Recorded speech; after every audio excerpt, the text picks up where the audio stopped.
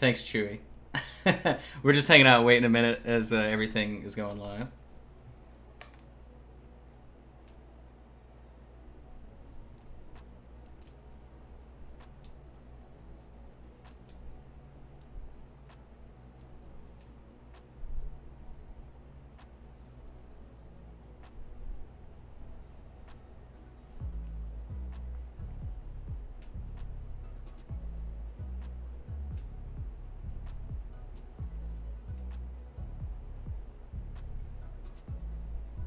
We are good to go, by the way.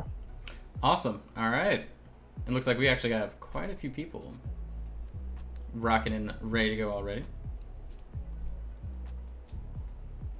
When I told them, Josh, I told them they should need to cancel everything else on Twitch except for ReaperCon next weekend. All right? No one else is streaming but us. You sent that as an email? Oh, are we live? Mm-hmm. Oh, okay. Whoops. That's pretty cool. That's pretty neat.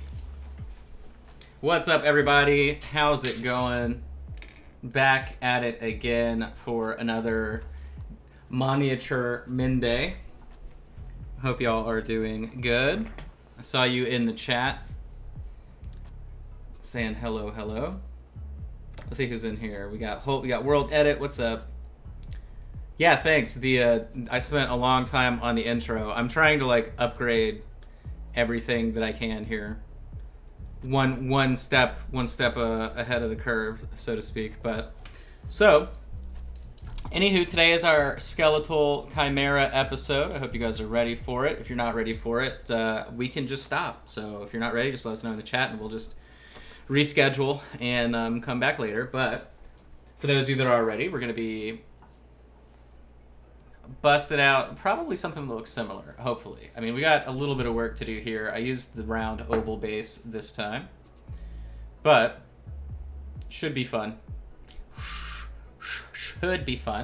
But anyway, over the weekend, didn't really do anything work. Well, I was working, but there wasn't Patreon or anything like that, so nothing new and exciting to show off. That's actually this weekend. And then really just kind of talk about some of the future projects we're going to be working on, things like that. So that should be exciting. But anyway, I hope you guys are all doing well. I got to use the Vex a lot more as well, so that was pretty cool. Getting used to that airbrush. And really there's not much to get used to for. Really, it's pretty standard, works real well. But so today, a little bit, not even really challenging, but just a couple steps that will take a little bit to dry. So we can go ahead and get started. I'm going to take our terrain khaki, and we're literally just going to sort of semi-zenithal consistency base coat this entire thing. So I'm going to grab a crappy brush here, and we can get started. All right. What's up, Andre? Thank you, Chewy Boots. Subscribe for 11 months. Remember, you can always subscribe for free as well if you've got Amazon Prime and you haven't already used it on somebody else's channel. You can always use it here for a Twitch Prime subscription. And if you've already used it up, you can go ahead and just subscribe to us in general. It helps all of the other shows keep going beyond you guys buying Miniature Monday kits. And then I did see John posted, he said that the ReaperCon kit will be live this evening, so hopefully that is available for you to rock and roll with. Did you see, by the way, that they rebranded the Twitch Prime sub to a Prime Gaming sub? Oh, that's weird. Like they wanted to it almost feels like they're trying to shoehorn or maybe re-identify Twitch with just gaming, even though obviously there's a big following that isn't. But well, because the main competitor would be Facebook Gaming, so because that's their live platform.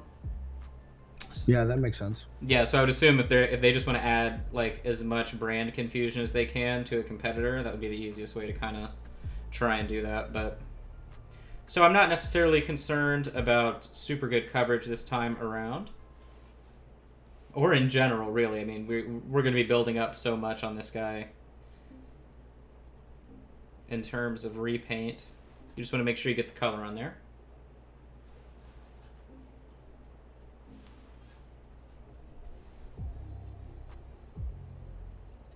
This mini is great. I like the fact that it also is the hips plastic and then the regular bonesium material, because the wings are the it's like a hip spruce, so it's nice and sturdy, and then the rest of the body is your standard bonesium or bonesium black. I don't know whichever, but no, I don't think it's bones black on the body. But the wings are definitely the high impact polystyrene, which is cool.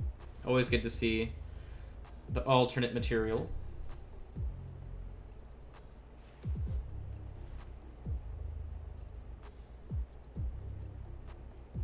Oh, I guess we'll mention it a few times. So for those of you that are here right now, next week's episode is going to be pre-recorded, and I will be in the chat. We haven't necessarily 100% figured out the details for sure, other than we know that it'll be pre-recorded.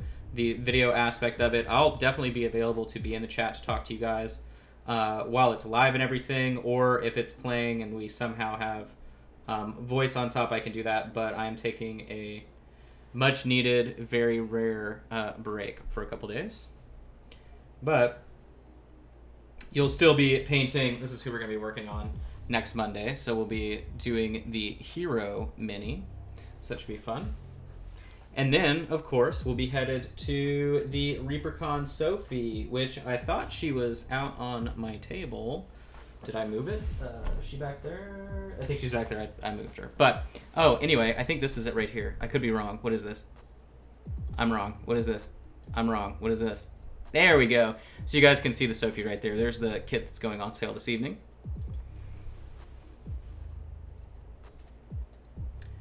We're using...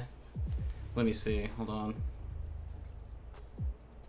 on. Big Apple, we're using Terrain Khaki.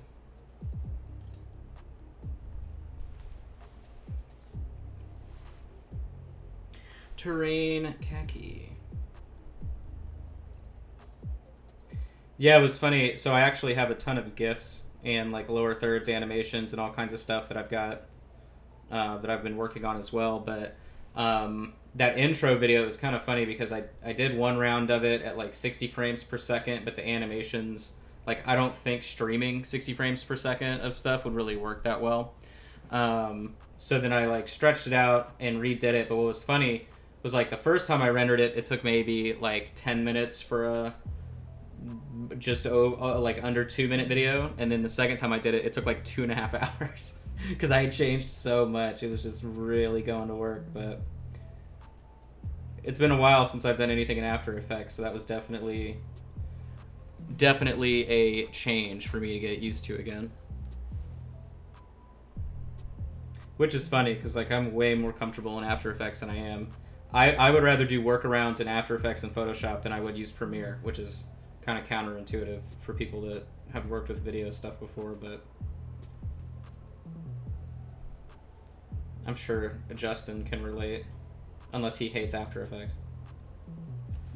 I don't hate After Effects. It is less intuitive, in my opinion. Less intuitive than like Premiere. But to be fair, none of Adobe is intuitive, realistically. Yeah.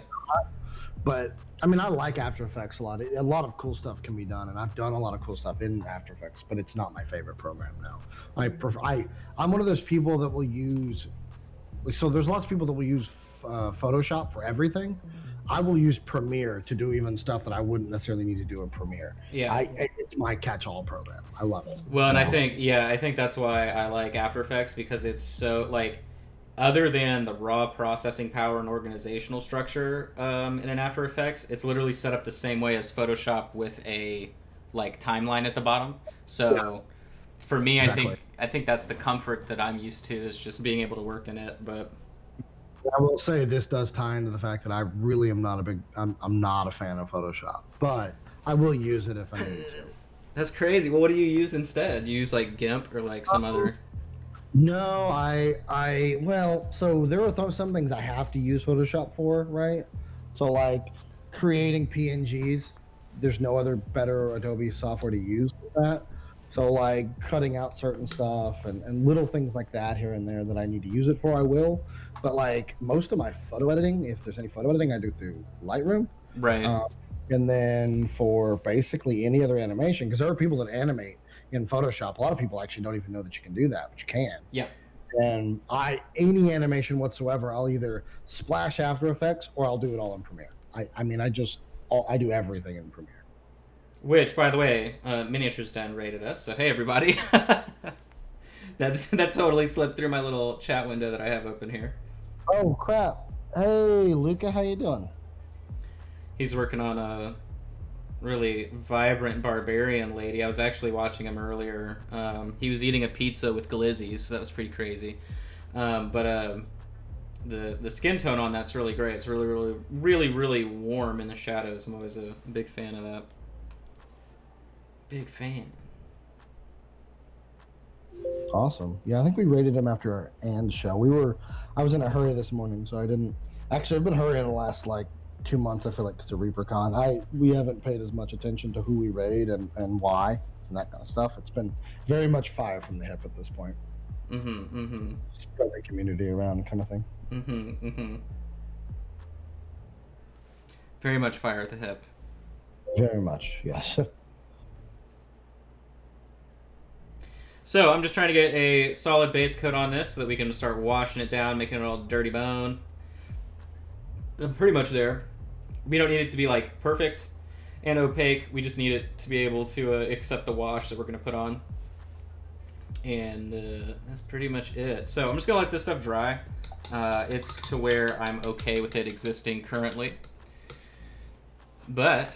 so anyway, right, so like this one I used a lot of the flesh tone on, or the flesh wash, whatever, skin wash, I don't know, what's the verbiage here, what do we got, what did okay, flesh wash, the 9253. So we're just going to let this dry, we'll apply it. I actually want to mix some pigment in it as well because it dries a little bit reflective, there's a bit of a shine to it. I don't necessarily want to do that, but so we're just going to let that dry. Oh, and over the weekend, the first Hobby at Home class did go on sale, so we have a few seats left for that class. We used the Graveyard Golem. We're calling the class the Headstone Horror, but I was definitely pleased with how this paint job turned out. Looks really, really cool. The class should take about 4.5 hours, 4 to 5 hours, I'm thinking. But so, for those of you that have missed all that talk, what you get whenever you buy the class itself is you get a partially painted miniature. So every single student will get one of the miniatures painted by myself that has every single stage and step of the way, right, that allows you to copy my work and actually get things done correctly. So this class is a little bit higher level, so there are 5 different difficulty levels for the classes. This one's a level 4, so it involves a little bit more work than sort of just regular old painting or like the Miniature Monday level stuff. But to just kind of give you an idea, right, like every step of the stonework is represented through the full arm, so you are able to follow and check your work everywhere else on the miniature. And then the face as well is set up to mimic the OSL that I have there on the right. So hopefully, right, with any luck, by the end of it, you'll have, as I drop that one, you'll have a fully prepped mini. And then the weekend or the week of ReaperCon, I'll have 2 other classes going live that will be level 2 and level 3. So basic like hobby level classes. One of them's going to be one of the Treasure Rockies, so everybody knows that miniature. And then the other one's going to be the Zombie Dragons. So it's going to be a big miniature. And I wasn't sure if I wanted to do that class for airbrush or not, and I'll make that decision. But I think probably no airbrush on it if it's more of a basic level whatever. And then don't forget too, on Saturday, September 5th from 1 to 5 p.m. I'll be doing my airbrushing display level class using the new Reaper Vex airbrush for ReaperCon. So you can RSVP to that if you want to get a reminder over on Facebook. But so we're still waiting on this to dry. It's almost dry. I didn't run the humidifier in here all morning because I knew what we were going to be doing here today, so it was going to take some time. But I will prep the palette, so I'm going to go ahead and get the flesh wash nice and shooketh and vortexed. What is... there we go. Let's turn the glizzy cam here. All right. Ooh, the vortexes. loud this morning. It's like a chainsaw. This afternoon. So I'm going to get a decent amount of our flesh wash here. And then I'm also, a little edit that I want to do this time around is I want to add a little bit of our dusky skin shadow here. And I'll just put them side by side so you can see the comparative amount as to how much I'm using. Let's see, let's back out the palette. There you go. There we are. Okay, we'll just break it. Okay. And then grab some water. There we go. I want it to be a lot richer. Now then, it actually looks super dark, but it's because my white balance is tilted on the cooler temperature side on the palette cam here. Thank you, Shadow. Yeah, you guys can always see different materials that I use, and you can throw me some bones on Amazon. You can go to minipainting.studio and just click the Amazon link at the top, or in chat, you can do ! Josh's Things with an apostrophe, and it will send you that link, if I am not mistaken. So I'm just looking for areas that are dry and safe for me to apply. And I think we are there for the most part. So I'm just going to go ahead and see if it's cool. Yep, this is a great color.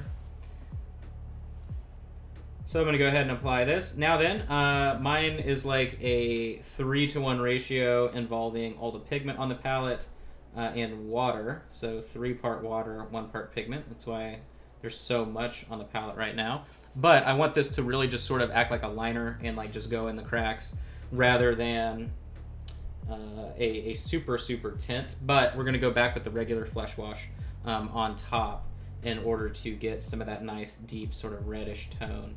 Now that if I was just painting this on my own and I wanted to do this effect, I would have just used rust brown because it's such a great color. But we can't do that. No siree. Not this time. What's funny, if we ever did change the core colors, I definitely would swap out intense brown for rust brown because we would just find a million reasons to use it. Or maybe auburn shadow. Probably auburn shadow just because it's a little bit tamer. Only using rust brown always kind of puts you in a box color selection wise.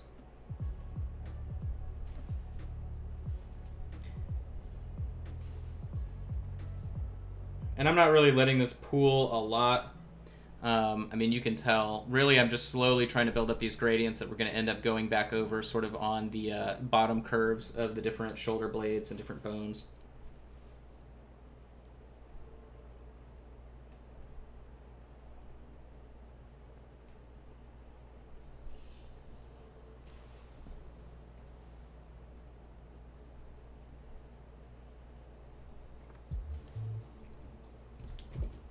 Make sure you drop it as well. It's very crucial.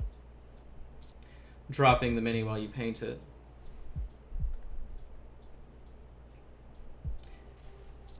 And remember too, if you ever have any questions, anything like that, not just necessarily tied to what we're painting today, but general painting questions, I can try and help you out.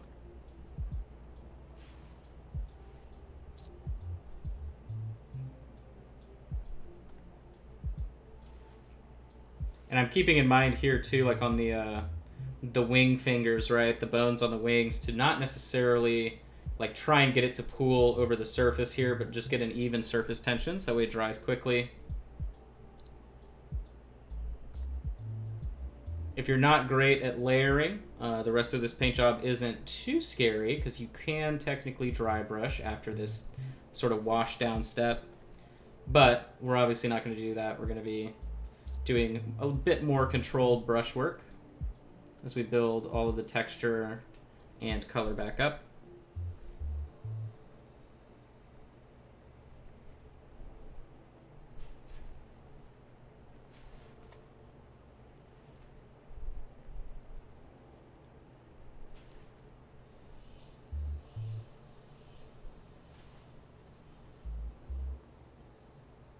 I do like this color though that we get with the Flesh Wash, and then the Dusky Skin Shadow, because it's like a very sort of pallety purple color.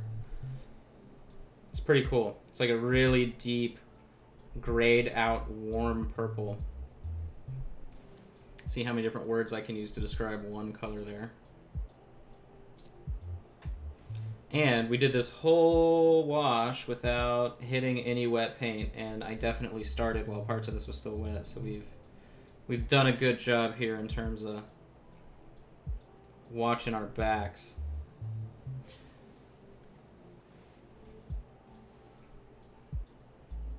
Oh, dropping the mini in your palette. Yeah, I've done that before. I've actually dropped... They're at some of my more sort of well-received paint jobs that I've shared over the years. A few Kingdom Death minis and... Well, actually, so at one point there was a commission that I was working on, and there may be somebody that's watching that was actually there. I don't know. But I was working on this commission, and it was finished, and I was doing the basing. And back when I would do the basing at the end, which typically I still kind of do. It just depends on the actual paint job itself. But so what was funny was I'm doing this basing, and I literally dropped, and I had like this huge container full of like my basing texture and the fine texture powder, all this stuff, and I drop it face first into the paint, and like everyone in the chat just immediately is like, oh god, oh god, oh god. And I stand up and I just run. It was back when I was in Oklahoma City, and I was working from the kitchen, so it was before the studio upgraded to the bedroom. Before then it upgraded to the entire living room. But what was funny was, so I like get up and I run to the sink in the kitchen, and I'm just like washing off everything that I can, and it went all right. But that was like the worst 911 moment, other than the time that I was working on a Kingdom Death Watcher miniature, and I was gluing the little dumb spindly bits that are on that model, and so I was doing it at the very end, and my glue container like clogged, and it shot super huge amount of thick super glue all over a finished and varnished miniature. So I tried the same thing, right? I run to the kitchen to hit it with a bunch of running water, because I'm assuming, okay, well, if it hasn't set yet, it'll run off. Terrible mistake. Yeah, it doesn't narrow it down at all. I could have also said fleshy bits, human parts, or genitalia, and all those things would also describe Kingdom Death pretty accurately. But so it then spiderwebbed all over the miniature, and I had to completely repaint it. I like put the miniature in the freezer for 24 hours so I could get it out and then start chipping away the different parts of the super glue and everything like that. And what's funny is I don't think the client knows to this day. He's still one of my like long-term clients that I have retained after parachuting out a commission painting, and I don't think I told him, and I don't think he knows. So we're just gonna leave that a secret. If he looked under the skirt, he would see a bunch of glue. Now that's a sentence you normally can't get away with, but I'm glad you're all here. Just don't clip it. All right, so now we're just waiting on this to dry. You can see we've got a nice bony texture. It's not as red as I had on this version, only because I wanted it to be darker. This one was really shiny, and I needed it to hit it. I needed to hit it by, he doesn't know. He's not watching this. I needed to hit it with a matte varnish, so I used the Vallejo Mecha Air in order to get rid of any of the shine. So instead, that's why we added the Dusky Shadow. But it narrows it down slightly, yeah. So then now I'm just going to get the actual flesh wash here. Nope, that's a trap. That one's closed. Here we go. How many of you guys that got the mega bundles have been using the new paints? The new paints that come in them. I had a couple. There's one that I keep using. Which one is it? It's the... Is it the Ghostfire one? No, I keep using this right here. This is a good one. Powder Burn Brown. It's really nice. Really? So why do you like it? I've been using it to do some airbrush work. So, like, what's a good example? God, I just need to get rid of these miniatures once and for all. They're going to be shipped out tomorrow. But, so, like, the shadows on this guy are using that color in the back. Pretty much I've been using it as a Natterall application of color. Oh, I also used it on non-metallic metal. So it's actually really good for non-metallic metal. So it's like a nice little offset. I don't know. It's just a really nice shade tone. I've found it to be a nice little sneaker. But I mean, I'm not going to add it to my regular sort of. Oh, I used it here too. I did a private lesson with somebody last Friday, and we used it in different parts of this Dungeon Dweller mini. But it's just a good shadow color. I'm not going to add it to my like regular colors I use all the time though, just because I know it's probably not going to be immediately available. So I don't want to like miss out on a bunch. But I've seen I like the metallic that looks like phthalo green. That one's pretty cool. I guess it's a what, mermaid scale or something like that, people are saying. So now I'm going to take this wash, and I'm just going to pull it down on certain parts of the bone. So I'm going to aim for the bottom 50% of the bones, man. I didn't do this the first time around. Why? Because I try and bring the cool stuff that I think of later to the show itself. So you can already tell we have this sweet transition of color, right? And what's nice is this pigment's going to dry separately from, you know, the sort of dull brown purple wash that we did.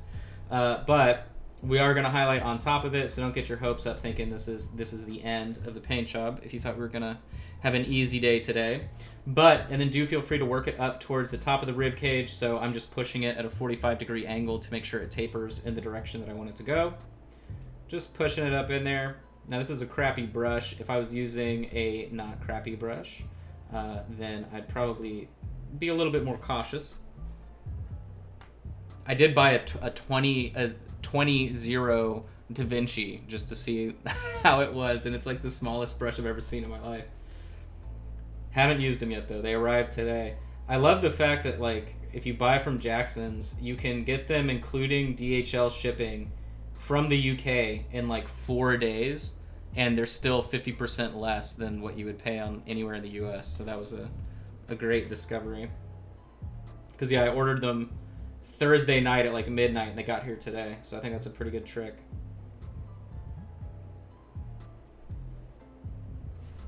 So just going back in again, I want to warm out different parts of the bone here. I want to warm the bones. Warm the bones? Are we doing good today in chat? Are we appropriate? I think we're appropriate. And we are going to have some glowing, so do keep that in mind too. You know, I would wash more around the face, but I don't really care too much, only because I know we're going to do the red neon glow. It was funny, I suggested that color to somebody earlier in the week, and they were like, I have the entire line of paints. And I'm like, all right, you should grab red neon glow. And they're like, I don't have that one. I thought this was a normal paint. I'm pretty sure it is. They had enough of it to put in the kit. And again, remember, the ReaperCon kit goes on sale tonight. So make sure you grab that if you are so interested. I know I'm excited for that one. The Sophie's pretty cool. I've got some changes up my sleeve for the actual ReaperCon edition of Miniature Monday. But if I'm being honest with you, the Teak Champion's actually the coolest miniature out of that whole kit. That paint job, it just allows for so much. It's kind of like whenever we did the Desert kit and we had the big ogre with the body paint, like the spiral body paint. That was just a great miniature in general. A lot of real estate for you to have fun with. I feel the same way about the Teak Champions. You guys already know. We're definitely excited.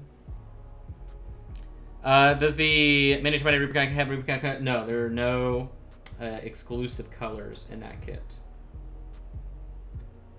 If I had done that, which I didn't even have the option, right? There was no permission given. But if I had the option to do that, I'm sure that literally would have like ruined Sadie's poor life and everybody in the paint department to then make them like try and figure in any extra paints beyond the actual, you know, like bundle sales and swag boxes that have been made. Because I typically don't want to make their lives terrible. I think that's, you know, an admirable goal. And then on these spines, I'm really just going for the bottom 50% of each bone.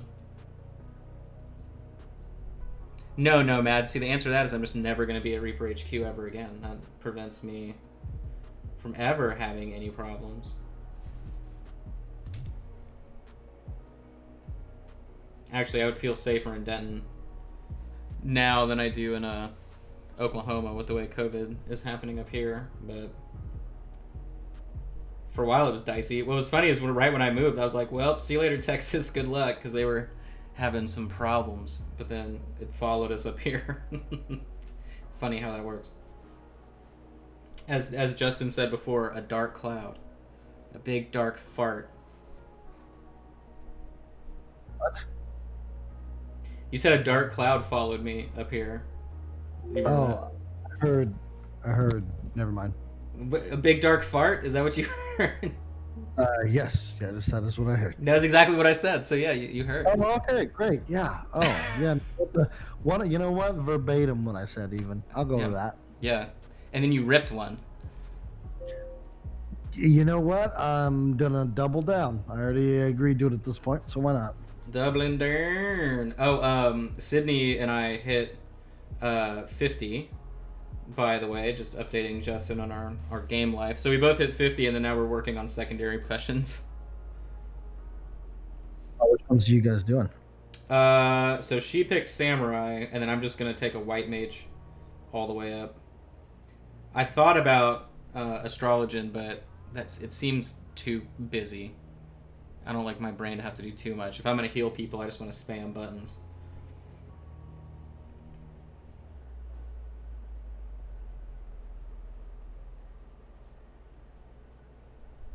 Most of like I guess the group that I play with, we're on Diabolos. In fact, we're all on Diabolos.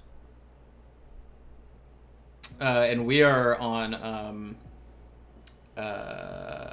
Siren, so we can get that sweet experience bonus. And boy, is it crazy! Like that's actually the annoying part about being on the new server boost and on the new player boost road to 70 deal, because we literally hit 50 and we're on like the level 26 story quests. So Wow. That's how crazy it is. But that's because I know how the end game works in Final Fantasy. It's like, all right, cool, that's fine. Like I'll deal with that. Because then that allows us to go and get extra classes, so that way like I can fill any utility role that's needed, yada yada yada, and then we can switch server or do anything like that. Yeah, I believe it's Diabolos is on the Crystal Data server. Which one is Siren on? I think it's on Crystal. I could be wrong. It's on the one that has like Gilgamesh and Cactar and all those. But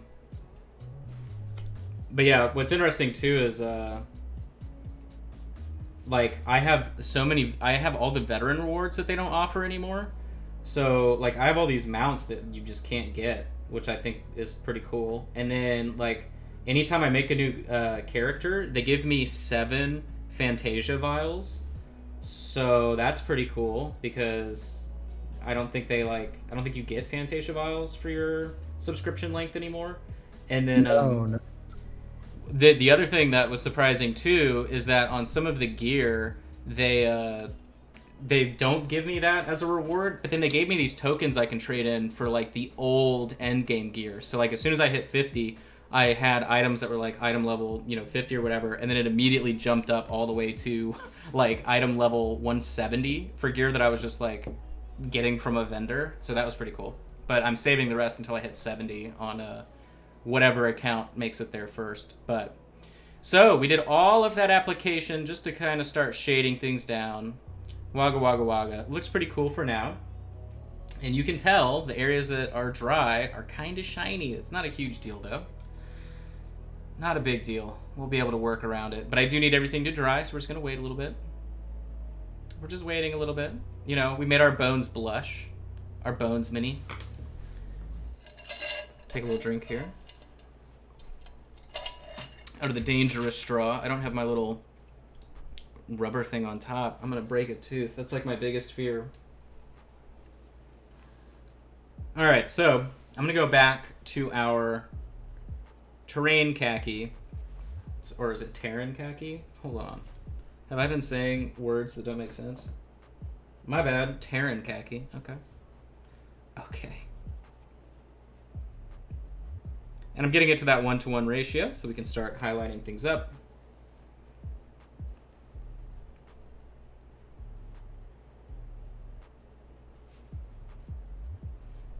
Let's see, where do we want to begin? So let's start right here. No problem, Nomad.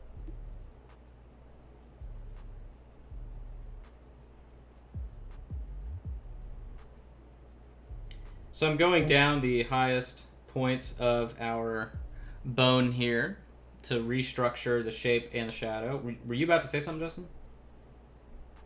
No, I grazed my push to talk. It was on accident. I don't know why that just sounded so funny. Well, yeah, yeah. With the big rips and all, you got to be careful. Yeah, you don't want to accidentally let people know you're over there letting them rip like Beyblades. It's bad enough that I don't wear pants chronically now, so I actually don't think my community, the community, thinks I even own a pair of pants at this point. Wow, did you guys hear that? Justin literally said my community. I mean, all right, Justin's gonna have to learn how to paint so he can start doing all the other Miniature Monday shows. Whoa, I mean, you guys are my community, and that you're my people, and I'll take care of you. But What do you mean as by far my people? What does that mean? my people, like my miniature people. They're not smaller people, but you know. Justin. And the hole gets deeper. Thank you, Jilt. That's exactly what I've been trying to communicate all along.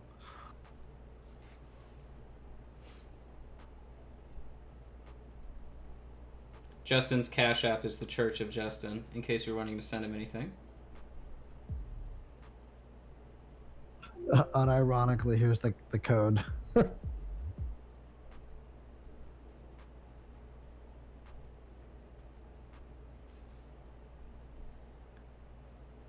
Yeah, Justin, unfortunately, he hadn't really broken the news, but he's having skull reduction surgery because his head is like so gigantic. And so if you guys could donate, that would really help him out. He's really embarrassed about it. That's why he's not saying anything. Yeah.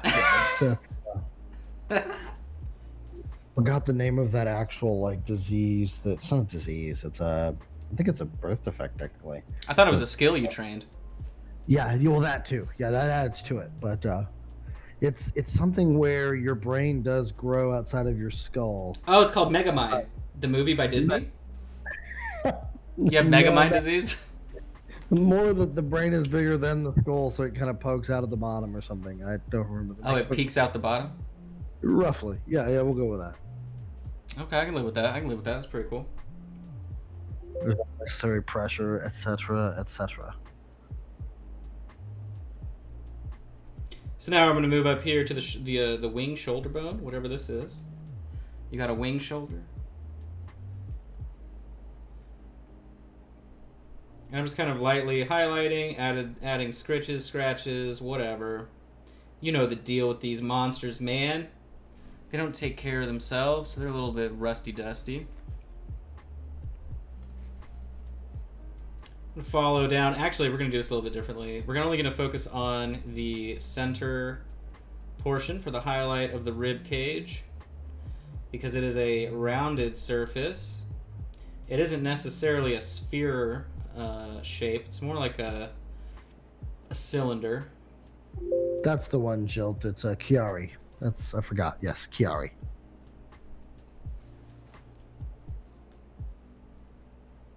Forked brush.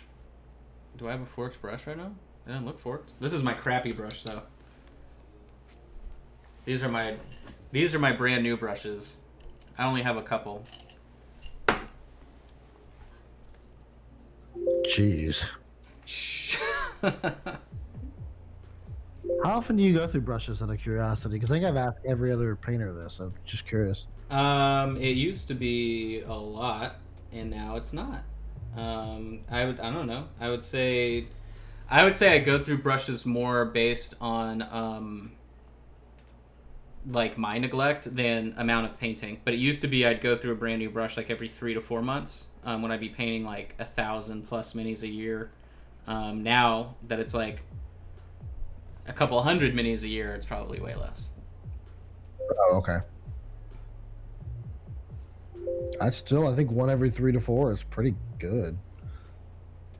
Yeah, I mean, And if especially you, considering like I don't know, like it's one of those things where I don't know if you've ever tried to learn a pen trick where like you can spin the pen all crazy.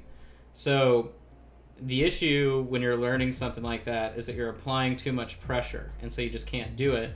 And then after you've done it for long enough, it literally is like the gentlest, tiniest little motion, so you're very carefree about it. So even though you learned the trick, the longer you know how to do it, you end up dropping your pen a lot more because you're just very light and loose with it.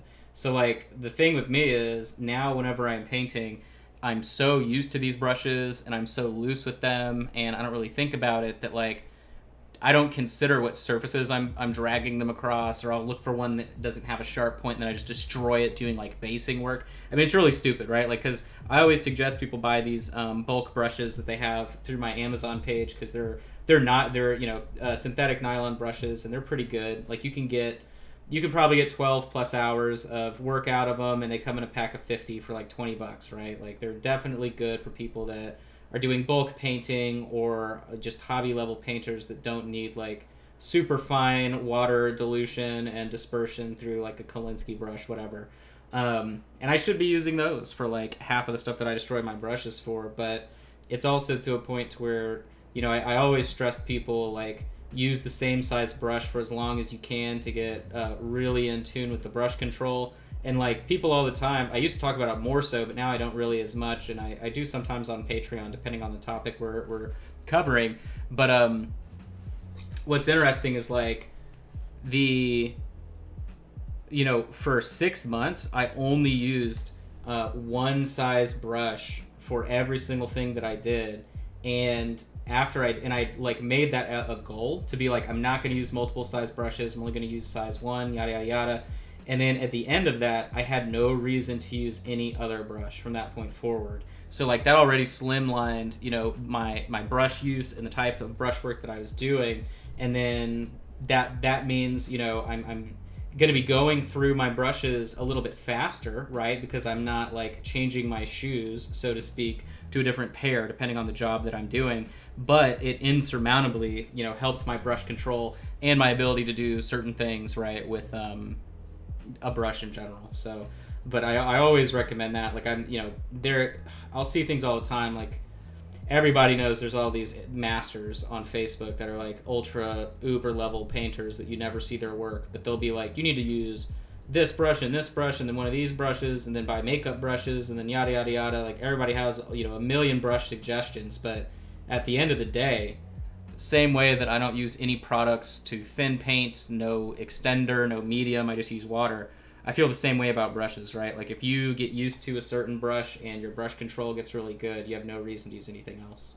So I say that all to say thank you for coming to my TED Talk.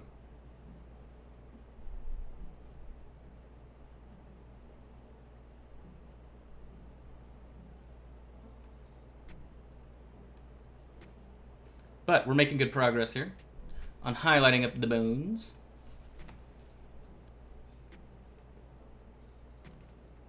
What is happening in the chat? I paint with Tourette. That's a lot of words for I paint with Tourette's. I definitely don't. I would say I have some of the best brush control out there. No, he wasn't. He wasn't saying you were. He was saying when you were referring to hobby level painters, I believe. Oh, I see. So if you paint at X level, I think they were kidding. Meaning like you don't put a whole lot of effort into it, maybe, or you're like super amateur, maybe. I'm not really sure. If I'm speaking for you, Bale, then feel free to correct me because I. Analyzing internet comments after a Twitch delay. That always makes it difficult. Correct. Yeah, it's even worse for YouTube comments. Speaking of YouTube comments, by the way, for anyone watching this on YouTube, I'm gonna start saying this on all of our streams. Anytime we upload videos, particularly on all of the RTB Pro Tips videos, we've been targeted by this basically porn bot is what it is. And if you guys see comments like that, please report them. By the way, like just report them and stuff. They'll like tag a random part of the video, and then they'll say stuff like, "What is it? Something like sexy girls online or something like that." It's obviously spam and nonsense. So I delete them and report them as they go, but I know that they get deleted and harassed faster. The bots do if other people are reporting them. That's So, good. That's what's up. but yeah, that would be greatly appreciated. If you guys see that stuff, please report it. I usually follow the link and get really disappointed. I'm like, hey, what's happening? You know, and finally something exciting's happening in our videos, but You skip to the time frame, and there's definitely just no pornography there whatsoever. no, it's just like some weird bearded fat guy painting a miniature still. I'm like, this is not what I came here for. All I right. came here clearly for the sexy girls online. Yes. Timestamp 54 seconds. Right. That's. I mean, yeah, that's pretty good. Oh, I'm receiving a phone call. Hold on. Great. It's the bot company. They're calling Justin to complain. They're like, hey, man, in this economy, we've got to be able to do our bot business. Bot economy only, man. Oh, so an update to the constant, random people that keep showing up to our house because our neighbor is an absolute moron and always puts our address. So we had someone try and deliver a brand new fridge to the house. And they weren't asking anything, like no verification. So it was Best Buy, and so like the Best Buy truck comes pulling up, and I'm outside. I was doing I shampooed all of my like floor mats in my car over the weekend, and so I'm just out there working, and like they're already unloading the truck, and the guy walks up and he's like, "All right, we got the fridge." And I'm like, you're literally unloading this already, and you okay, cool. And I'm like, no, sorry, dude. You know, this is something that keeps happening constantly here, where someone keeps sending things to our house or people to our house, and whatever the case is. And he's like, oh, okay. And I'm like, yeah. So if it's a woman named whatever, right? Because we know the name at least at this point. And he's like, yeah. And I'm like, yeah. So just if you could call her and tell her once again, hey, you sent it to your neighbor's house and he would like you to please stop doing that. That'd be great. And literally he goes, oh, we're not allowed to call customers, so she's going to have to call and reschedule the entire thing. And they just get back in the car and drive off. I was like, dude, she's somewhere here. Like, the house is right here somewhere, and they just left. But hopefully, yet again, this is another thing to get our neighbor to realize, would you please stop sending people to our house? Please, please, please, because it's so annoying. And we already had a fridge that's brand new. Otherwise, that would have been really cool for us, but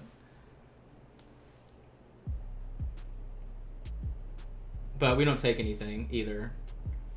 Jokes aside, I mean, everybody that I've explained the situation to, with like the probably 50 plus food deliveries that have been attempted here and grocery deliveries, we've never kept anything.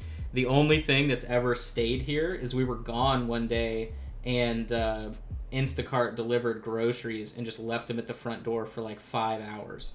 So we threw away like probably 10 pounds of spoiled meat, and then our trash can smelled like a morgue for the following 5 days. So that was kind of lame. But everybody that we tell all the time though that this keeps happening, they're like, maybe if you just start keeping things, the person will stop. But I'm not at that level yet. I'm not to the point of just taking somebody's stuff.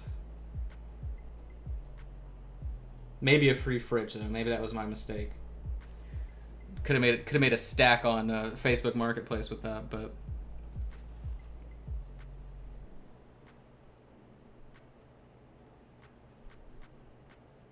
On these back parts of the wings, I'm only really wanting to sort of highlight up this like second knuckle back. And that's pretty much it. I want them to be dark at the end.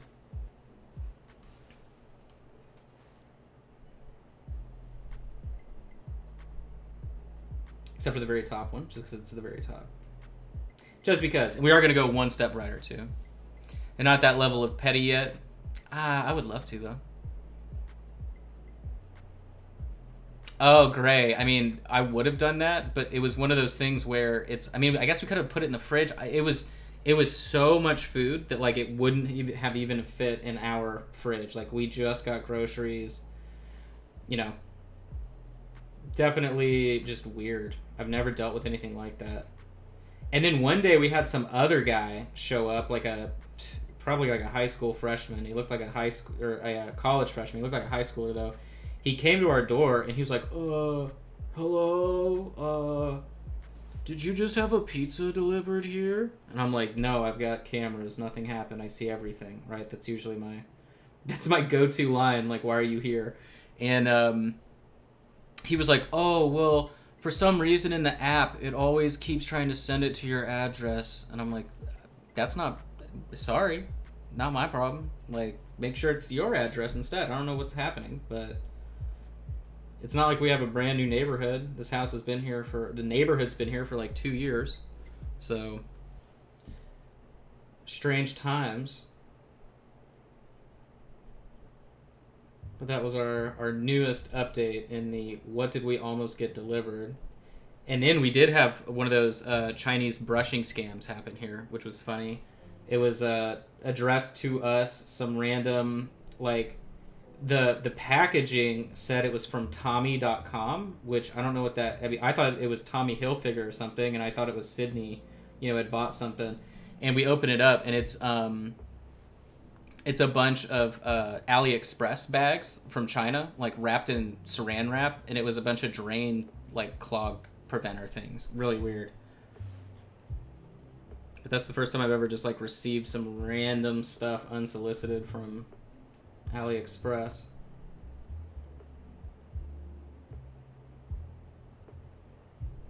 I kind of wish it was the seeds everybody's getting, though. Be nice to start a garden.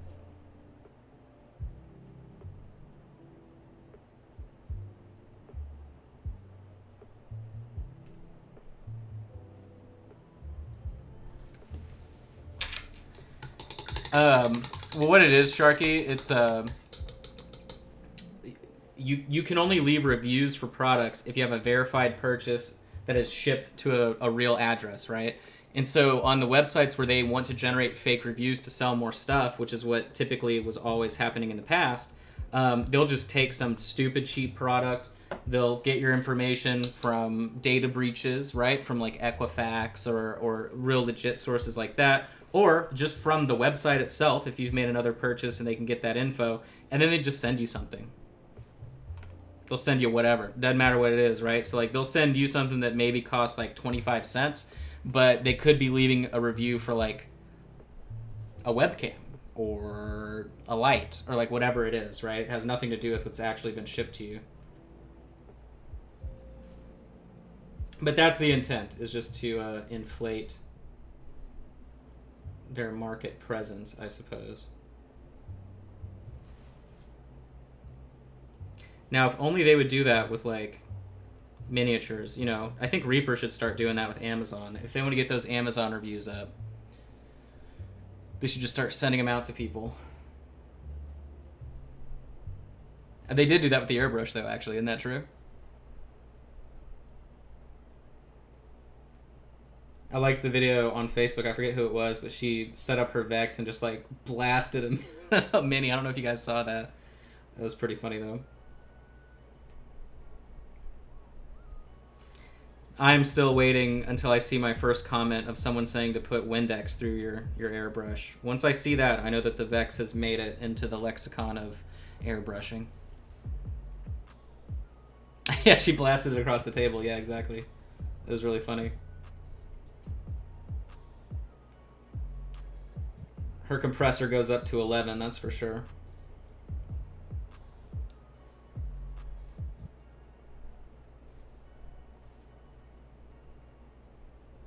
She was like, so anyway, then I start blasting them. My favorite It's Always Sunny scene. Which the new Necron model that they showed off or whatever, with like the 6 guns, that's the funniest meme I saw about that one too, is they put Danny DeVito, or they put its face on him and then gave Danny 6 guns. It's pretty good, man. I have an Indomitus box here, but it's for a private lesson. Multi private lesson deal, so I can't really crack into it yet, but I should talk to that client though, because it's going to take me a long time to assemble certain stuff, so we need to get a plan of attack so I can go and assemble it ahead of time. And remember, you can always sign up for private lessons. You can just go to my website, minipainting.studio, and I've got them for sale. They are also slightly discounted on Patreon, so you can sign up for all the Patreon content. Go to patreon.com/minipaintingstudio. You will get all 10 to 12 hours worth of content, and then you can also get private sessions added into that. I have a couple people that take advantage of that tier, and it's good for discounts. And then, if anybody's missed it too, so not just me, if you support anybody on Patreon, go and look if they have enabled their annual payment option. So Patreon just rolled out the ability to pay for somebody for a full year, and that just helps creators have some stability, right, in their income. So if you haven't, not just for me, I told my patrons about it, but if you follow somebody else and they didn't like make a post about it or whatever, they either didn't want to allow that or they just didn't say anything about it. So go and check, because that definitely is something nice that you can do for people if it's something you've been interested in. That was always kind of my big gripe with Patreon, was people don't necessarily, want to do it month to month, but they'll say, hey, can I pay you all at once? Or I've had a lot of people say, like, can I pay you on PayPal to get access to the Patreon? And I'm like, well, unfortunately, no, because you can't add like a free account to your Patreon tiers, but unless you have like a secret tier somehow. But now you can at least do a yearly option, so it's kind of neat.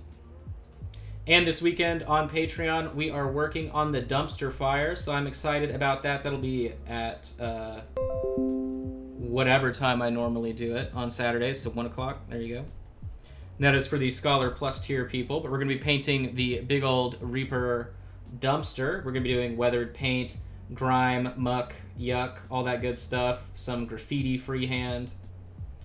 You name it, we got it. We're going to be doing it this weekend. So looking forward to that. Should be a lot of fun.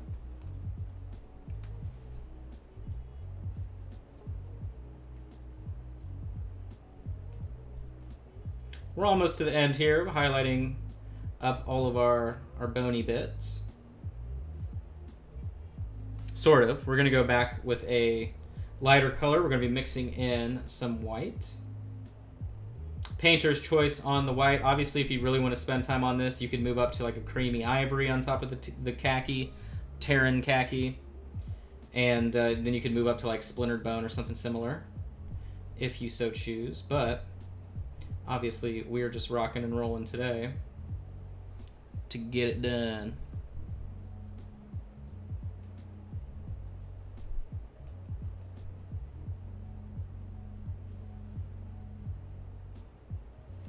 Back this out. Hey, Holly, what's going on, man? What's going on, Holly, man? I feel like every time I hop into Holly's stream, I just say something and troll her a little bit. That's pretty much what I do to everybody. I'll hop in, make a weird comment, and then half the time they take it seriously and they get confused, like I'm telling them something serious or whatever the case is. What did I say to you? I said, don't forget to tip your toddlers. I think that's what I said. Don't forget to tip your toddlers.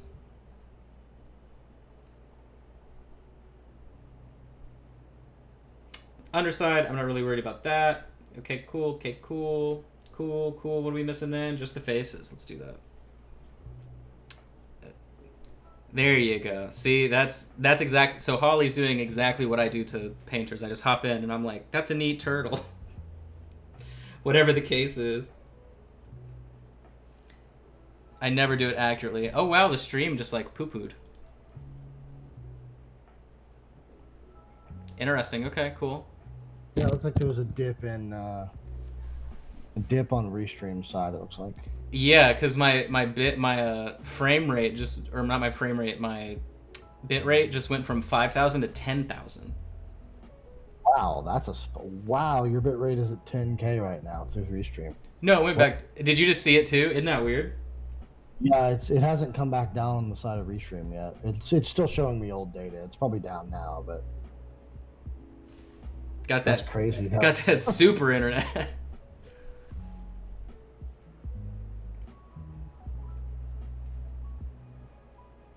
I mean, I would love to be able to have enough bandwidth to do that, but with our internet plan, we only get a terabyte of data, and then they charge us 15 extra bucks.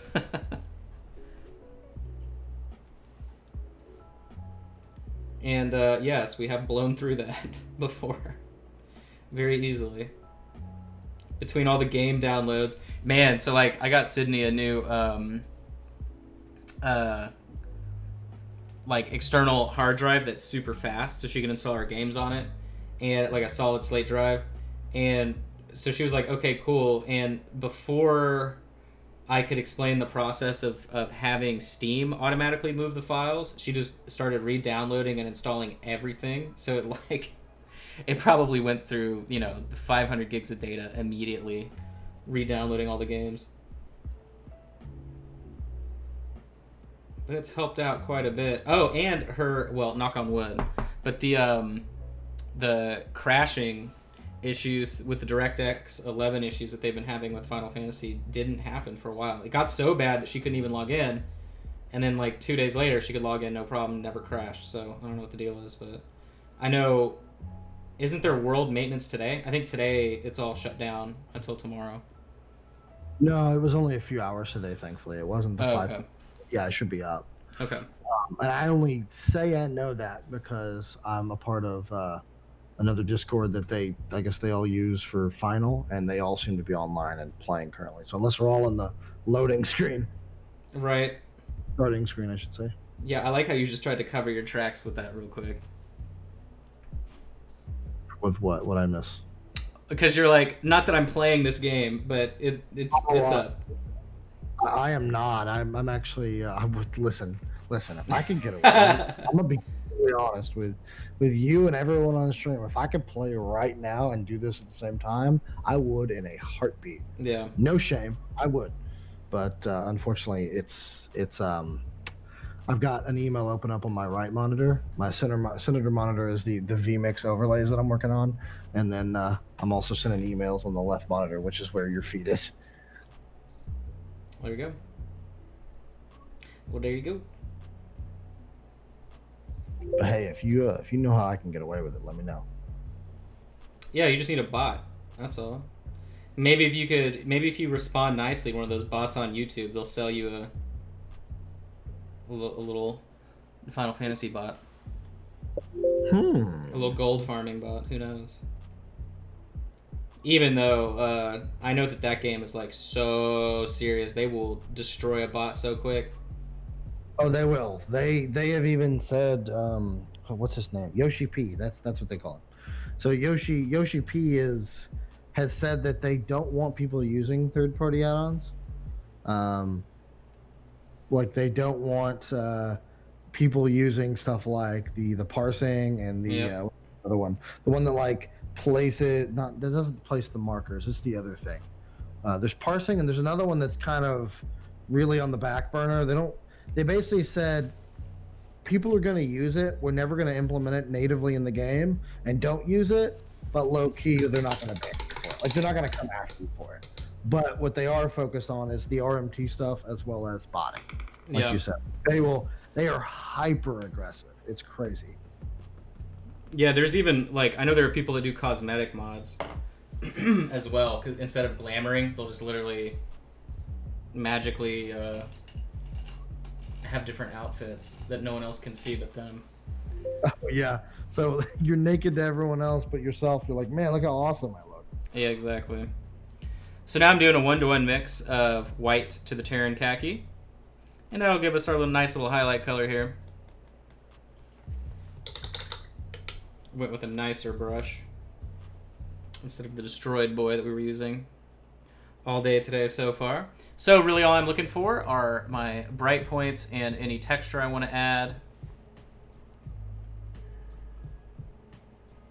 Now, of course, like I said too, if you're not the best layerer on the entire planet, then who cares? You can just dry brush this mini, especially at this stage for your brightest highlights, all that good stuff. I won't think any less of you. It's okay. It's okay. Paint smart, not hard. There you go. If you crushed for time, you're trying to get this done. You got your D&D group coming over in 20 minutes, and they're all gonna have masks and hand sanitizer, squirt guns full of hand sanitizer. Then definitely speed through, but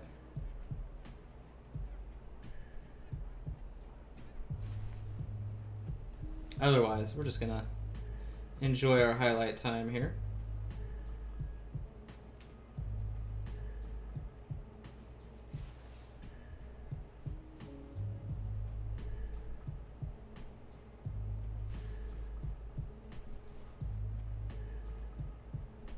Then I'll do the top edge of all the, I don't know, lower portion of the riblets, the McRibs we got here at the belly.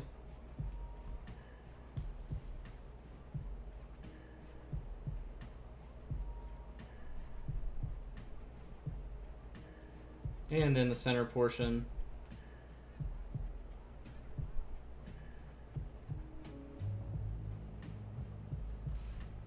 Like so.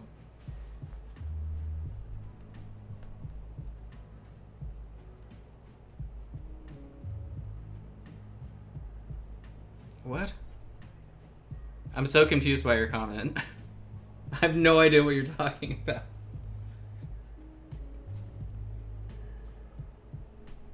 That might be a mistell.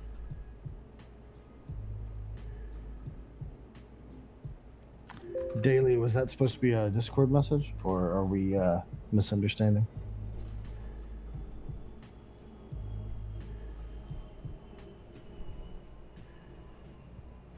If so, Daily, I'd like to be added to this Evite you're talking about, because I feel like you're talking about an Evite to something, and if I'm not getting invited, I mean, you know.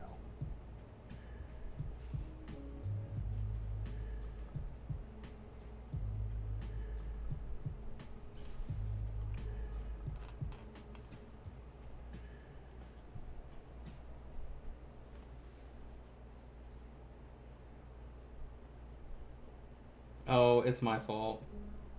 It's my fault. I don't stick with jokes long enough. Dang it, Josh. I know, I'm sorry. I'm not a good stand-up comedian.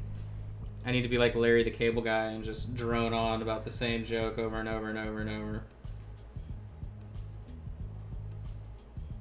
Also, I like your name, Bad Paint, because that's, if I were to paint, that's 100% what it would be. It's not true. I've seen Justin paint. It's really, really good. Don't you oversell this, Joshua? What? Don't you tell people I can paint. Justin actually is the one that he's the guy that does most of the box art for Reaper, and then what they do is they put all the names in a box and they pull it out, and that's who they say really painted it. So like most of the stuff that is painted by Ann and Proctor and all the David Diamondstone, all those people on the website, it's actually just Justin. It's just Justin. He actually paints all of the Miniature Monday box art too, so there you go. Now you know. Cat's out of the baggie. This can be real awkward when I receive commission requests and these people get primed minis basically in return. That's dope. Yeah, because I aim to displease. That sounds like an awesome business model, to be honest. It's like, don't come here. You know what you're about to get.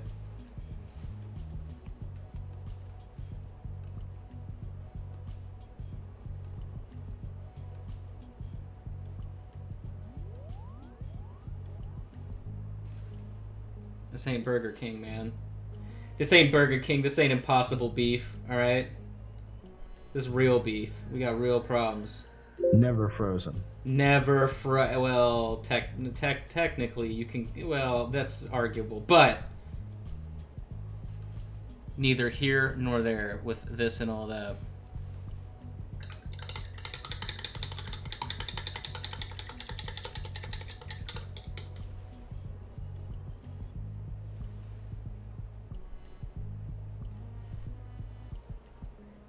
Oh, okay. Let's just smash paint onto the mini's neck. That's fine. This is fine. That's what we're supposed to be doing. And you can go up brighter if you would like. We're just going to stop at about this highlight point today. Mostly because I want the OSL to be very, very bright in terms of contrast to the rest of the Mini with the glowing eyes and mouth and all that stuff. But, I mean, you could push it all the way to white if you're not going to be doing that. Whatever the case is, you'll be able to make it happen, Captain.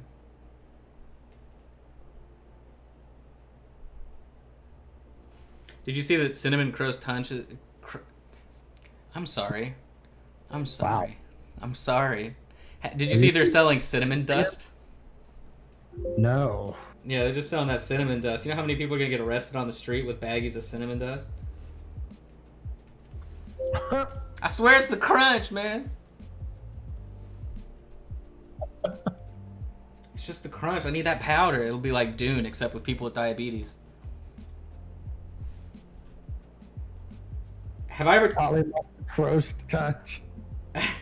Have I ever told you the story about my Krispy Kreme experience? Oh, no, but do tell.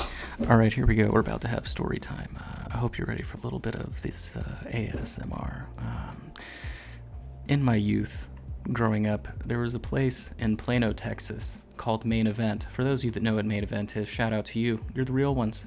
And we went there to Main Event to play a little game called DDR. That's right. At one point, I played a game called Dance Dance Revolution, but that's neither here nor there, or the point of this story. What the point of this story is outside of Main Event, there was a Krispy Kreme store. Now, we were leaving Main Event one night, and sure enough, that hot and ready sign was glowing like a beacon of caloric glory as we're leaving and covered in DDR FOB sweat. So we said, hey, isn't it true that we can get a free donut if we go there when the light's on? So we went inside, and we were ready to get our free donut. That's when we saw what we never should have seen. A person standing in line that was shaped like a gallon of milk.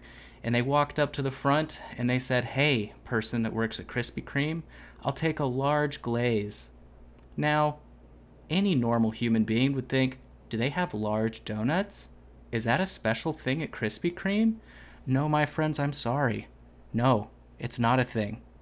They literally got a large to-go cup full of Krispy Kreme glaze.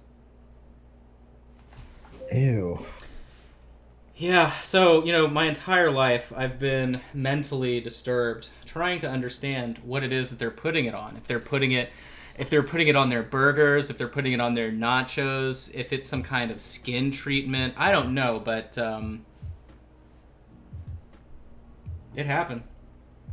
Could you imagine, just for 1 second, just poking a straw on the top of that cup and just consuming the most calories you've ever had in one sitting? Look, if there's one thing I've learned during this whole COVID-19 experience,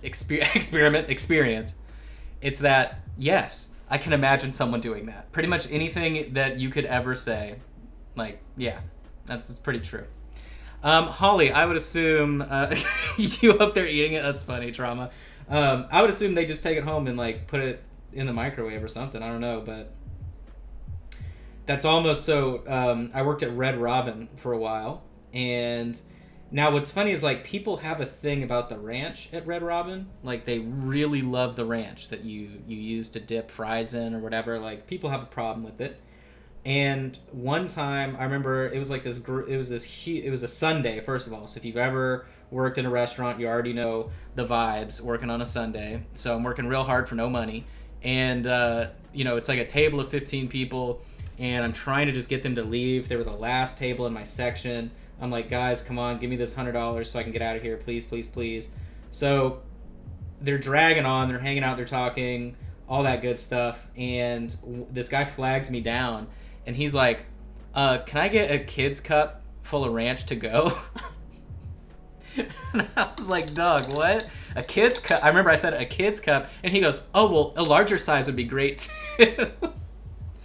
Oh my god.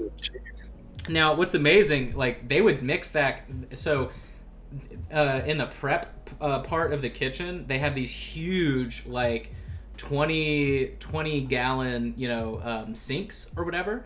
And so when they would mix the ranch for the day, and then they also have like this Red Robin, I forget what they call it, campfire sauce. All it is Kraft barbecue mixed with ranch. But anyway, so they would sanitize the 20 gallon sink, and then they would plug it, and then they would mix 20 gallons worth of ranch dressing with a metal paddle, like an oar that you would use to steer a boat, and they would just, and that's what you're dipping your fries in. So I hope next time you go to Red Robin, you remember that. You're welcome. But yeah, to-go cup full of ranch. That was really cool. I also had people ask for sides of garlic butter, which are not sides. The garlic butter stays, because I also worked in the kitchen. The garlic butter actually stays by the salamander all day, and it's pretty much at room temp because it's meant to be cooked on top of bread. So it's not food safe. And this guy literally like wanted a bowl full of it next to him. And so I remember they brought it out to him. My expo was like, yo, you guys gotta check this out. Like, this is the craziest request I've ever heard. I've worked here like 5 years. And so we watched the guy then take French fry after French fry as he dragged the entire fry through this bowl of this melted garlic butter that's been probably just at like 90 degrees for like the last 8 hours. And he's just like, nothing but dad noises and shame coming from that side of the restaurant. But so that was pretty cool. You learn a lot working in restaurants. I think my arteries hardened a bit just hearing that story. That's what hardened? All right, Justin, we know you don't wear pants. So we're going to continue doing our highlight here. And Holly sounds like my kind of guy. yeah, okay. Whatever. Oh, no, Holly's going to go there with her 2 corgis, and she's going to be like, yeah, can I get kids meal and sliders? And the corgis are just going to sit there just like so excited. That's the truth. Big shout out too, by the way, to Holly Monster, who also streams on Twitch. She often you'll come for the painting, stay for the corgis. It's true. Right? Oh wait, amazing. Painting? That's crazy. Yeah, I know. Every time Alpa alone, just or Appa, not Alpa. Alpa. Alpa. Appa alone, just it's captivating.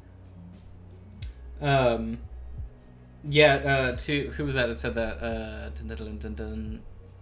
Let me see. Korra, yeah. Sydney and I have just been watching all of The Legend of Korra recently. That's neither of us had seen it. Yeah, Nomad. So Red Robin was like going out of business, and I know they closed a ton of them all over the country because honestly, they're not worth it. You're gonna pay $2.50 for a soft drink and then $15 for a burger. But I digress. So then, like, they were going through all these changes, and then what they did is they like redecorated everything to where it's like fake, really fancy burger joints. So they serve you your tins and or your fries in like a nice aluminum style bin, and then like they put a knife in every burger through the top. Like, it's really funny the changes they made, that they were like, this is what's going to fix the restaurant, not our like insane standards that we try and charge people for. It's really weird. But that was like my only super corporate restaurant experience, and it was a nightmare. Especially too, like, they would fire people if you couldn't reach a certain amount spent per customer after a 3-month cycle. And so, like, all the time, and where I worked was in Norman, which is a college town where the University of Oklahoma is. So what they do is they'll look at the numbers from the previous year, and then they tell you what numbers you should hit that day a year later. So if we had a football game, and OU's a huge football school, if there was a football game in town the previous year, then that means, man, I probably made $400, $500 in a weekend, and I was having people buy drinks because they're like pre-gaming, and my beverage average was probably like $7 a person, which is phenomenal. Now, what they don't account for is the next year, there's probably not a game day on the same Saturday, and they want you to sell to absolutely nobody because no one's coming in the restaurant. And so like there were people that were fired because they didn't hit numbers based on the previous year that were completely unattainable to get. And then what was even weirder was that they would also re-average in kids meals. So like corporate would tell you that you are not a server, you're a salesman, which if you ever worked at a restaurant and you ever heard that sentence, you know that that's literally insane. And that was invented by someone that's never worked at a restaurant. But so they would tell you that, and they would say the reason we average in kids orders is because you always should be selling a milkshake to a kid. Now, I was a fat kid my entire life, and I'm also still pretty thick, okay? My parents would never let me get a milkshake if we ever ate anywhere. So, like, that to me was never a thing, and that's pretty true for most kids that go out to eat. So, if you order a water, it would average a 0 into your entire average for the day, including kids. And then kids' meals would average a 0 into your food sales because they weren't enough. And so, literally, if you had, like, let's say you're killing it one day and you've had somebody buy like 5 margaritas and you're like, finally, I get to keep my job, and you're super happy. Then you have a family with 5 kids roll in there. You may as well just go home because it completely ruins your average for the day. But man, like little things like that make me so happy that I can sit in front of you guys and make fun of Justin and Holly and Chewy Boots in the chat and Nomad, everybody, you know, talk about stories of ordering large glazes, things like that, you know. And in order to keep doing it, remember, check out patreon.com/minipaintingstudio or the Hobby at Home stuff. Thanks, you're the best. But that was definitely a rough college age experience for me. I was working at a restaurant. A major craft store works with one of their departments. Oh, are you talking about Hoblob? Well, Hobby Lobby? I would believe it, since they're based out of where I am now. All right, we are ready to do weathering and glowy eyeballs. So this part's pretty easy because this color layers up like crazy. We're going to take red neon glow and just start layering it into all the places where we want the glowy bits to be. It was a restaurant in CN. It was a Red Robin. And I mean, like, the forecasting kind of makes sense, but that's funny. In Siena, actually, so I was born in Plano, but I grew up in Allen. And then I didn't go to Stillwater, but I've been to Stillwater many times. My family's split half and half between, Michael's in framing. My family split between OSU and OU, so half went one place, other half went the other place. So first thing I'm going to do is flood the eye sockets with this color before we do any other sort of glazing around the face. And you want to make sure to get the nose and then the inside of the mouth as well.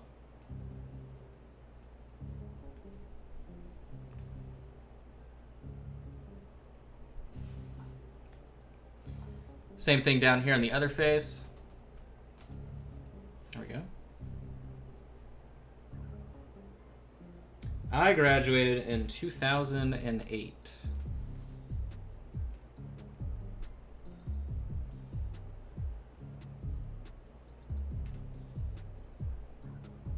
And then on the closed face, try and get in between the teeth on the jaw.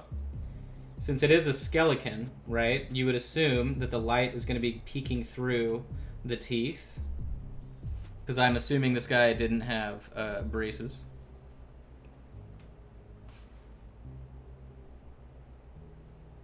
I always assume most people are older than me, but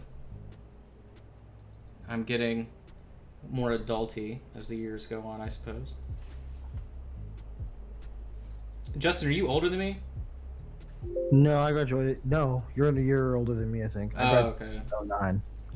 Because I knew we were real close. Yeah, I actually turned 30 September 12th, the week after ReaperCon. Oh, thank God. Take a break. Yeah, actually. Did you guys hear how much force just came out of Justin when he laughed? He really needs that break. Well, it's the I think I talked about this on the in stream last week. I'm equal parts excited, anxious, and like terrified of what we're doing for ReaperCon, just because my nature alone wants everything to be perfect. But at this point, with the wrangling of the cats that happens weekly, you'd think I would learn to kind of let go of some of that. But I think that, like I said, once ReaperCon's done, I'm gonna be, ecstatic that we got it executed properly. Hopefully there's no fires, right? But if there isn't, then yes, it'll be great once it's over on how we can reflect on what we can do better. So And remember, if you have complaints and you're really upset about stuff, just email john@reapermini.com and you will definitely help. I'm kidding. Don't send them to him.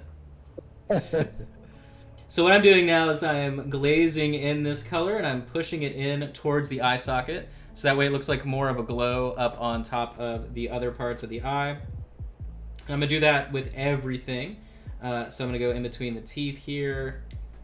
I did it up towards the nose, into the jaw. Holly, you emailed John anyway. I'm sure you send him messages like, "Hi, can I please have Pokey Tools? Please send me Pokey Tools, please." we actually use an email forwarder for surveys and customer service. It's josh@minipaintingstudio.com. Yeah, send it to minipaintingstudio.com. That'll definitely go to a It'll person. definitely go to josh@minipaintingstudio.com. Yeah, for sure.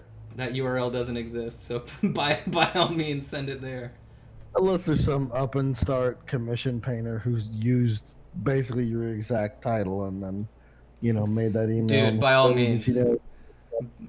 That's what's funny now that I realize the absolute nightmare that trying to do full-time commission painting is. Like, if I see someone that's all like doughy-eyed and they're like, "I'm a commission painter now," and da da da, I'm like, "Hey, good luck." Maybe they'll be the one that figures out how to make it happen, but good luck. I'm good on all that. Especially nowadays. So just glazing around our eyes, pushing into the socket. There we go, like that. So then the only other thing that we're missing, really, I used some of the pale lichen as a wash to oldify some of the bones here. So we'll do the same thing again.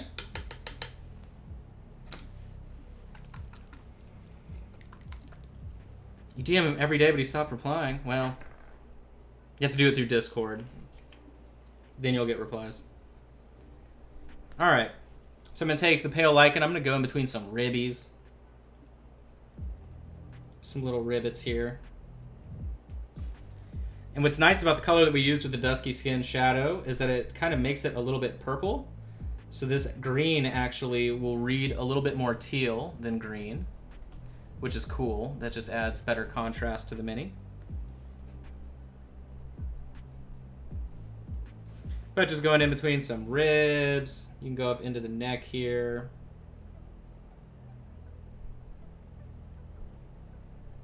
Side of the head a little bit. I'm going to add some water to taper it in.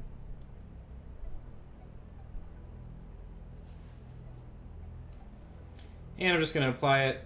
Just imagine it as moss or something. So like the same way I would layer in these colors here. Right? Just pushing it in.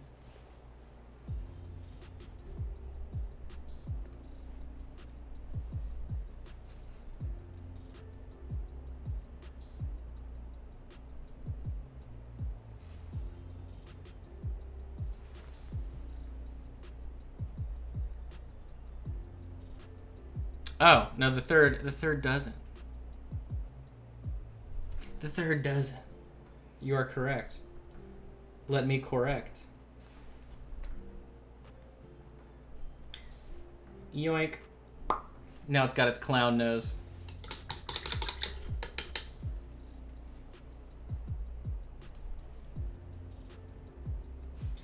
Ready for action. Nip it in the bud. Outcast is everlasting.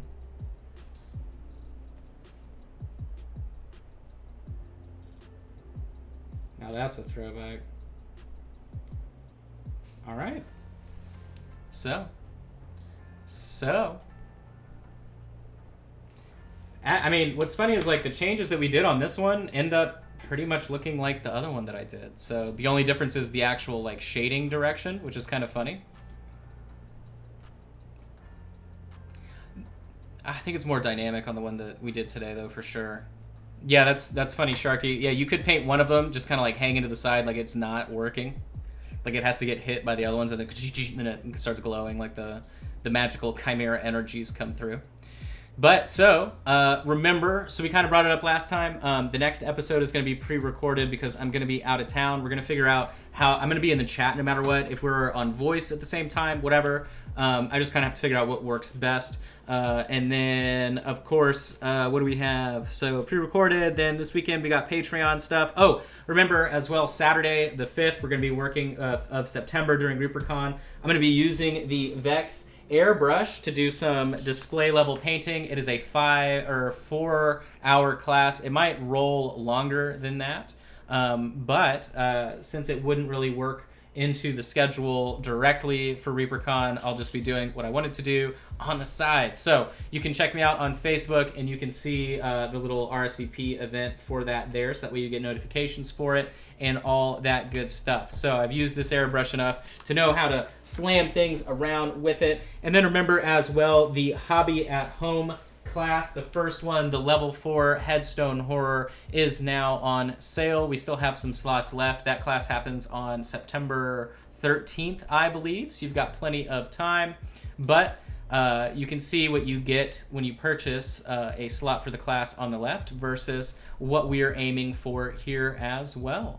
So definitely think it's a lot of fun. It's a level 4 class, so it's a little bit more advanced. There's no airbrush required, so definitely check that out. You can see all of that information at minipainting.studio, and you can sign up for all that. Remember the Patreon stuff, patreon.com/minipaintingstudio, and that's pretty much it. So I'm looking to see who is rateable today. Oh, none of my people seem to be live, which is interesting.